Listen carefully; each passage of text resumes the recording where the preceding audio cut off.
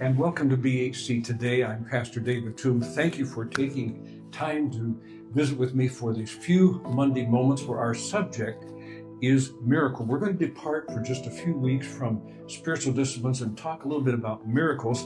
And some may say it's a miracle that I'm in a suit. Don't wear it very much, but over the weekend I had an occasion to wear the suit, and so here I am, believe it or not. Whether this is the first and last time that I will wear a suit for BHC Today, I don't know, but some may believe that to be a miracle. However, a miracle, many definitions of it, many ways to approach it, but a miracle is when God's extraordinary meets our ordinary. When God's extraordinary expresses itself in our ordinary. When God's love expresses itself in the limited dimensions of our life. All different ways of looking at miracles, but for the next few weeks, I'd like to look at miracles.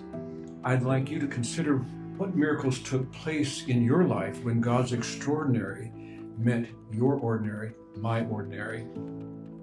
And there's one I'd like to visit with you about today that was extraordinary as I understand it. My aunt, Carmen, who has gone to be with Jesus long ago, was an RN for many, many years. And she happened to be an RN in the hospital that I was born in, St. Joseph's Hospital in Highland, Illinois. My parents were at Greenville College, and when I was born, and so I was born 9 pounds, 6 ounces, a big guy, but I wasn't breathing. And as they visited there regarding what they were going to do to revive me or to get me come to life, they decided, some of the nurses that were there decided that since Mom was okay, that they would just let me go. That would be the course of nature. My aunt, a fiery redhead, was in on the delivery, and she hit a ceiling. I should say, it lit her fire. She said to them, "How can you even think of such a thing when he's born 9 pounds, 6 ounces, a big guy? How could you even think of just letting him go?"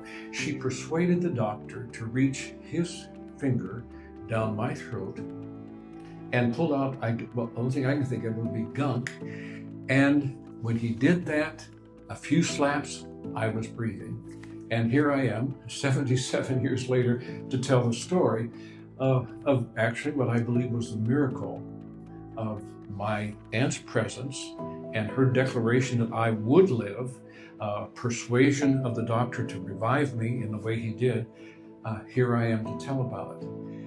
Miracles take place in the commonalities, in the common places of our lives. Births are common.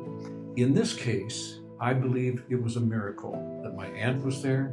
It was a miracle that the doctor did what she wanted him to, and I give thanks. What is a miracle that comes to your life immediately? When I talk about miracles, when I share my story, what is it that comes to your mind and heart? What is the miracle of God's extraordinary in forming the ordinary of your life?